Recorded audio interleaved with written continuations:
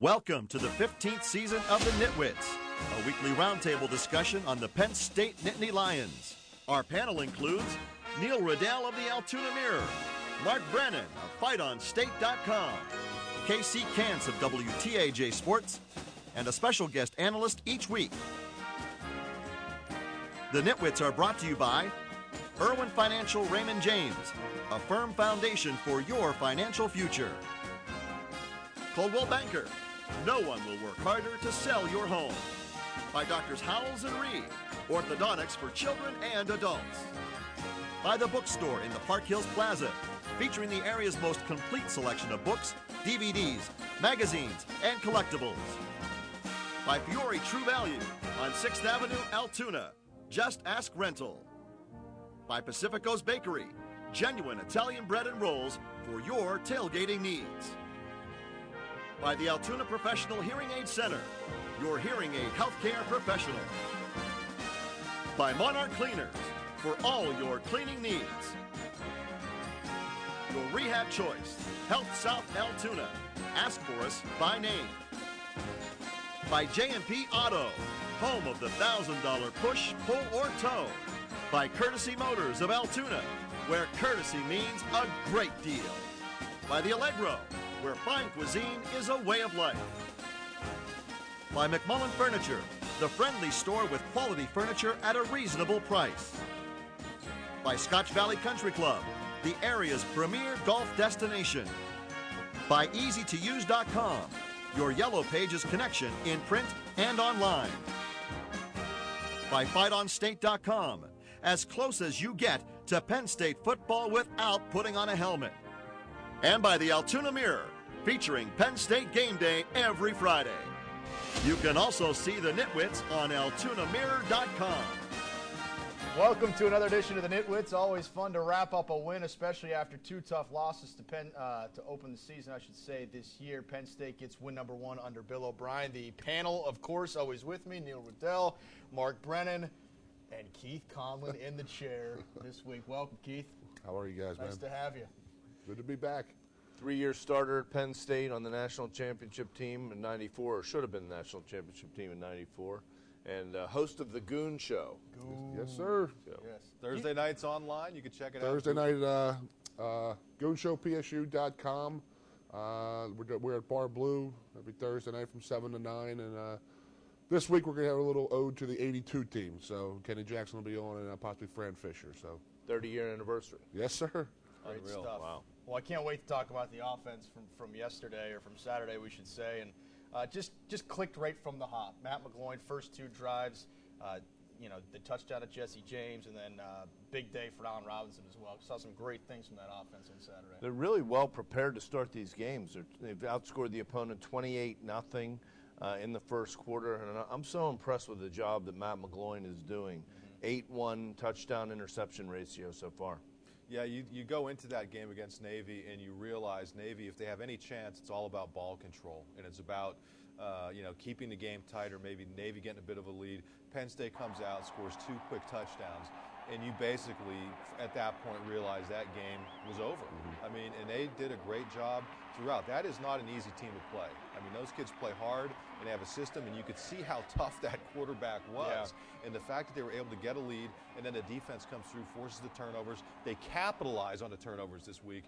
Just a lot of positives for a team that needed some positives. Great point. They capitalized on the turnovers this week, Keith. You see a lot of growth right now. You saw it from Ohio to the UVA game, and then you saw it all come together against Navy yesterday, and it's good to see. So it's so much better when listen, you could talk about growth in the UVA game, but Keith, as a former player, when you win the game, it's that much more important. You don't want moral victories, you want those W's. So What's impressed me is I think they've really improved on their weaknesses from week to week. Defense is starting to get off the field. Against Virginia, they did not take any shots, surprisingly, downfield and into the end zone, and you saw that against Navy. What do you think about Allen Robinson, his future? Through 3 weeks here, we've seen a budding star almost. He's leading the Big Ten in receiving yards and receptions, and he looks like he's Matt's favorite target right now, no question. Yeah, well, I noted that, everybody was worried about Justin Brown leaving, and This is a guy who had 3 touchdowns in his career.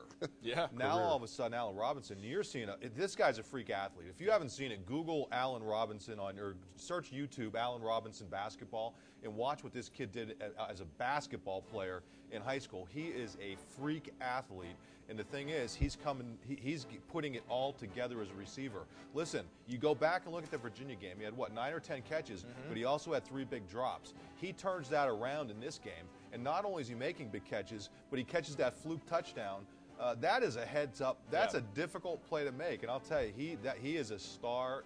He's not a star in the making. He's a star right now. Yeah, and they've probably never had a receiver come out of the chute with 24 passes caught in the first 3 games. Bobby Ingram had a pretty good coming out of the chute back in the day. He wasn't bad. Not a bad player.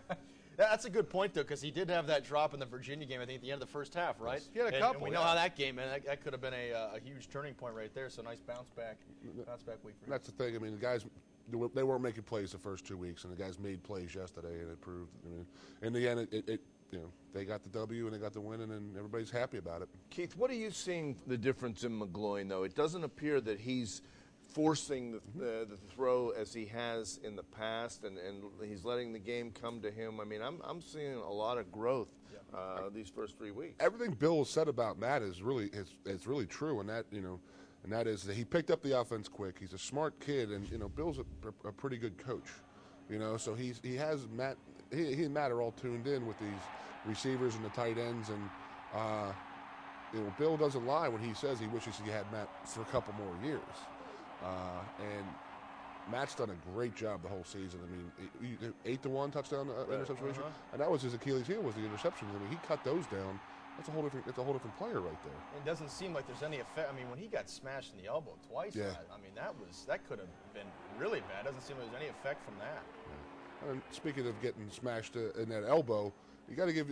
I'll take my hat off to the offensive line. They're playing really well. Oh, yeah. I mean, they're giving a lot of protection. The guys with a lot of running lanes, and the guys were hitting the hole yesterday. And there was really no delay in the hole. They were hitting and going. And they're adapting to adversity because they're getting some younger players in. And some of those guys may make a mistake here or there, but they're getting experience, and they're part of the future. Well, that's the thing. And if you dial back to Keith's career, one of the things that they did back then, and Keith, they would rotate in the younger offensive linemen, inclling you, I think, in the 92 season. Definitely. Was that right? Yeah, we definitely. And they haven't done that the last few years. I mean, there have been it's guys had not. They would play the same 5 almost the entire game and maybe rotate one position. But I think the fact that they're able to get the Shrives in, the Mangiros, they're working different players in. And how important is that? Yeah. It's huge. I mean, Marco, Jeff, Andre, and Jeff Hardings, Marco Rivera, and Andre Johnson, we're all in the same class together. We were all 4-year lettermen. We all started for 2 or 3 years, but we all were playing as freshmen. And, you're going out there and, you're playing tackle, but they would keep the starting guard with the tackle. With the second team tackle and rotate that way. Put the 2 starting guards with a new center. Get these kids some repetition out there, get some live action, and it makes it that much easier as you get older. All righty, we're just getting started. When we come back, we'll look at the other side of the football. The Penn State defense, another solid performance out of them on Saturday. And then this week it resulted in a win. Even better. More on that after the break.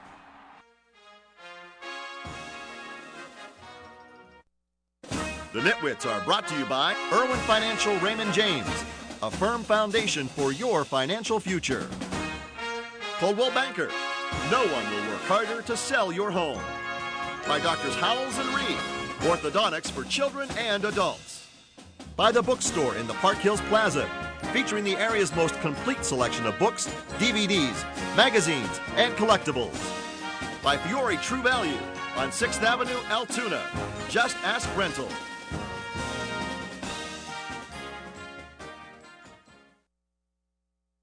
Hi, I'm Penn State head football coach Bill O'Brien, and you are watching the NitWits. Boy, we got everybody on the show today. I think he would be. We got Coach. He'd be happy to call us nitwits directly to our face. I think. Neil, you're a nitwit. Brennan, you're a nitwit. Yeah, well, we're proud of that. Yeah, exactly. Welcome back to the NitWits. We're breaking down a Penn State 34-7 win over Navy, first win of the Bill O'Brien era. Talked some defense. We talked offense in the first block, but this Nittany Lion D showed on Saturday. Once again, pretty much what they've shown all year, basically, other than a couple of quarters maybe here and there. They forced 4 more turnovers against Navy, and we mentioned the first block briefly. that those turnovers resulted in some points. Yeah, granted, now Virginia, which goes to Georgia Tech and gets pounded, and Navy, neither of these are great offensive teams, but I think this defense, particularly with the state of the Big Ten right now, it should be good enough to keep Penn State competitive in about every game. I'm real impressed with the turnovers, 7 sacks in 2 weeks. How about this one? I think now they're starting to score touchdowns. Well, that's the thing. I mean, it's a different style of defense under Ted Roof, and we knew it was going to happen. Under Tom Bradley, and they were very successful under Tom Bradley, but they didn't take as many chances. Here, it's kind of a risk-reward, and they're going to get burned at certain times, but they're also going to have big plays. We saw Mike Hull scoring a touchdown there. That was their first fumble recovery for a touchdown since 2009. Yeah. You realize they have not had a defensive back score a touchdown since it was Tony Davis. Back in that Outback Bowl in like 07. Tennessee. Yeah, I mean, you're going to see more plays like this, but you're also going to see them give up some more big plays. And I think that's going to be the key, is kind of finding the proper balance there. Keith, what do you think of that defensive effort on Saturday?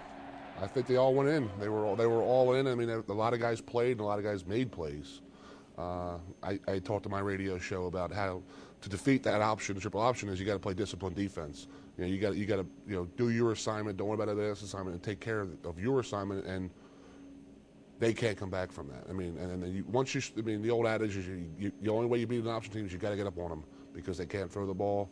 And Penn State just exploited them the whole game. Do you think that the aggressive style is leading to this number of turnovers? We knew this going in with Ted. He was a high risk, high reward type of defensive coordinator, and it was going to be that would be the biggest difference in what some people say the offense, but I think that the biggest change has been on the defensive side of the ball. Well, I like how Obang was in the middle of the play yesterday. Played great. They get a tip. Penn State gets a tip pass for a touchdown, which hurt them against Ohio. I mean, if you look at the body of work so far with this defense, other than the tip pass against Ohio, when that caused a letdown, and the last 5 minutes against Virginia, I think they've played really well. They're getting big plays from their big name players too. I mean, Mahdi is, he's just having a great season. Hodges with another turnover. Jordan Hill, interception last week, fumble recovery. These guys are making plays, and that's what they need. I mean, this is not a real veteran team. I mean, I think Roof noted that they only returned 4 starters from last year's team, but the guys who have to make plays are making plays. And, against Navy, as Keith said, getting up was key. If you look at the final stats, it's incredible. I mean, Navy had more yards, more first downs. Penn State won by making 49 offensive plays. Yeah. But that's got to be one of their lows in quite a while. And how about this Barnes kid, a defensive end? Yeah, I'm glad you brought that up. I was going to say there's some feel-good stories on that defense with Mike Hall, with Barnes. Obang had a great game, obviously, on Saturday, too. Some feel-good stories behind some of the bigger names. And Zettel had those 2 big sacks yesterday. It was good to see him. And they're all young. Yes. They're young guys making big plays, man. So. Yeah. The thing that makes you a little nervous, and O'Brien has said this, is that, listen, all these guys are, and this is the terrible thing about these NCAA sanctions, is that now it's going to be open season on these guys. That after the game, talking to Mike Holt, this was a guy who was 50-50 on leaving when the sanctions came down, was thinking about going to Pitt, and he said he was 50-50. He decided to stay. I asked him directly. He said, nope, I'm all in right now. Allen Robinson's telling people he's all in. So you would hope that the success these guys are having leads them to say, you know what, I'm happy. I want to stay here and be part of whatever this process is. And the loyalty and the communication and the relationship building that you're seeing take place, hopefully that's going to stand for something. Yes, we certainly do hope so. Time for another break. When we come back, a week to forget for Sam Ficken last Saturday. At one point on this Saturday, you might have thought you'd see him. You didn't. We'll talk about that next. The NitWits are brought to you by Pacifico's Bakery, genuine Italian bread and rolls for your tailgating needs. By the Altoona Professional Hearing Aid Center, your hearing aid healthcare professional. By Monarch Cleaners, for all your cleaning needs. By your rehab choice, Health South Altoona. Ask for us by name. By J&P Auto, home of the $1,000 push, pull, or tow. By Courtesy Motors of Altoona, where courtesy means a great deal.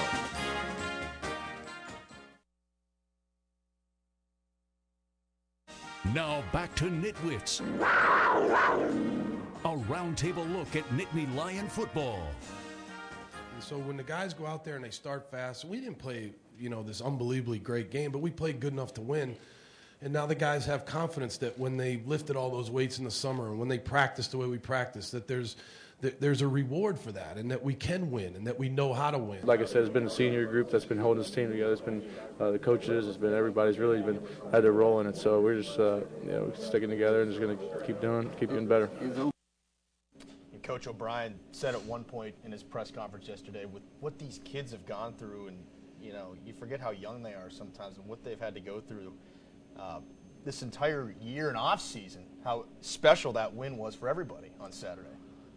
Yeah, and I mean, obviously they can't afford to go 0-3. No. I think that would have been demoralizing, particularly because in most of the first two games they played well enough to win in long spurts. So it's nice to see them get the reward. I want to talk real quick about the Penn State kicking game and the state of that.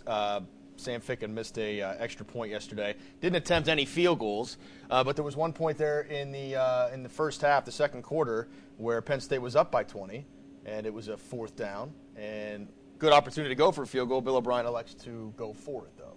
Yeah, I was up in the press box, and I could see the steam coming out of Neil's head as That's what happened. that was. I thought it was the steak. Yeah, Bill O'Brien has had moments of terrific candor with the media, but I don't think one of them was that he told us that he had a great play and he was so confident in his 4th and 8 that he would decide to go for it. I think had Ficken made the extra point, that they would have gone for the field goal there because it made sense. It would have gotten it past 21 points, 3 touchdowns and extra points. Listen, this is a serious problem for them. Your heart goes out to this kid for the way he struggled. I love the way the fans tried to rally behind him. But you cannot win in the Big Ten without a kicker, and this kid's got to get his head straight. Yeah, I should mention, too, if you didn't see the game, Sam had just missed an extra point earlier before that, so it would have been a nice opportunity maybe to get him some confidence. He made the 2 going in the north end zone. He missed the 1 going in the student section. But even on 3rd down, I'm thinking, hey, this is not the worst thing. You can get him some confidence. You're going to need him. You're not going to be able to go for it on 4th and 8 the rest of the year against better competition. I just thought it was a missed opportunity. Keith, what do you think about Sam's confidence at this point right now? I mean, to backtrack what you guys talk about, and it may not be Sam's fault. I mean, you got a snap that's got to be perfect. A hold has got to be perfect. There's a lot of things that go into extra points and the field goals, and they need to work these things out. Mark said it is a problem, and it really is a problem, and hopefully it doesn't hurt them in the long run.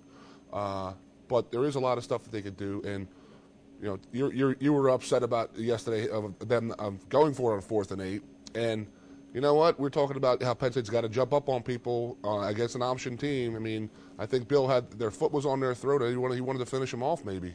Well, Brennan said I was upset. I was allegedly upset. He said I was upset. I saw this. That didn't mean I was upset. In this reporter's opinion, Neil. I could see everything spinning in his head. I also thought that Bench should have got a series or 2 at the end. I wasn't upset, plays, but I thought it could have happened. Huh? He only had 49 plays yesterday. I mean, well, at the really end, the game was put away. Yeah, but we They were nitpicking. We're Sunday nitpickers, obviously, huh? Yeah, we all saw the steam yesterday. All right? It was just coming out. Hey, it's good to be able to nitpick after a win, right, Neil? These are the things that you could pick apart. That's right. At the end of the day, it was a great win. And one thing I wanted to throw a shout out. I was skeptical about that whole alma mater thing, and I have to tell you that was very cool. I mean, that was a great idea, and I hope they keep doing it because I thought it was genuine, and you could see the emotion between the team and the coaches and the fans, and I just thought it was real neat. Well, we talked about, off the air there about, our fans and students deserve a lot of credit. Yeah. I mean, standing by this team, and this team did a lot. I know that, after the game, I know that Mike Maudie and Mike Zordas were out in Letterman's parking lot, obviously being the sons of Letterman, and a couple guys I was with just walked up to him. You'd be amazed how many people walked up and said, thank you. Thank you for staying. Thank you for being here. Thank you for being the leader that you are. And hats off for the fans here and the students right now.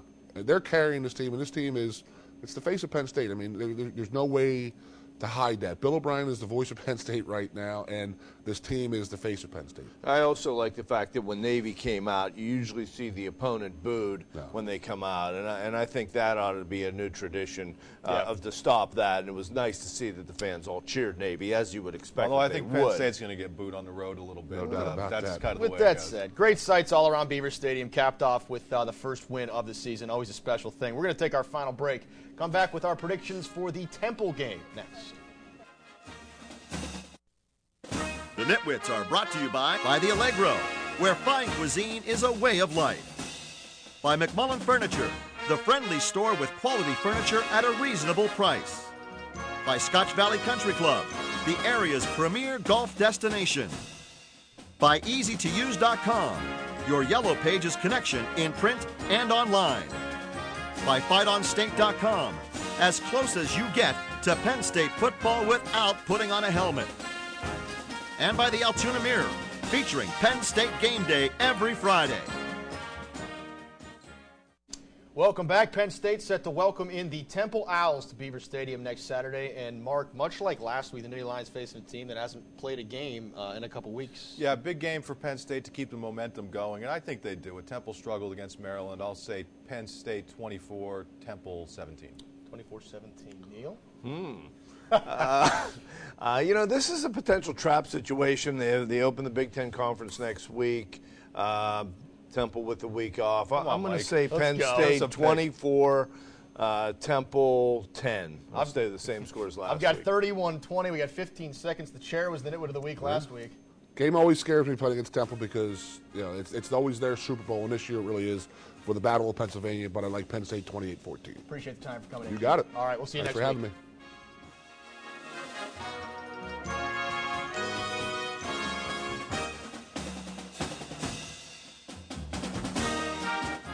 The NitWits have been brought to you by Irwin Financial Raymond James, a firm foundation for your financial future. Coldwell Banker, no one will work harder to sell your home. By Doctors Howells and Reed, orthodontics for children and adults. By the Bookstore in the Park Hills Plaza, featuring the area's most complete selection of books, DVDs, magazines, and collectibles. By Fiore True Value on 6th Avenue, Altoona. Just ask rental. By Pacifico's Bakery, genuine Italian bread and rolls for your tailgating needs. By the Altoona Professional Hearing Aid Center, your hearing aid healthcare professional. By Monarch Cleaners, for all your cleaning needs. By your rehab choice, Health South Altoona. Ask for us by name. By J&P Auto, home of the $1,000 push, pull, or tow. By Courtesy Motors of Altoona, where courtesy means a great deal. By the Allegro, where fine cuisine is a way of life. By McMullen Furniture, the friendly store with quality furniture at a reasonable price. By Scotch Valley Country Club, the area's premier golf destination. By EasyToUse.com, your Yellow Pages connection in print and online. By FightOnState.com, as close as you get to Penn State football without putting on a helmet. And by the Altoona Mirror, featuring Penn State game day every Friday. You can also see the NitWits on AltoonaMirror.com. Thanks for watching, and we'll see you next week.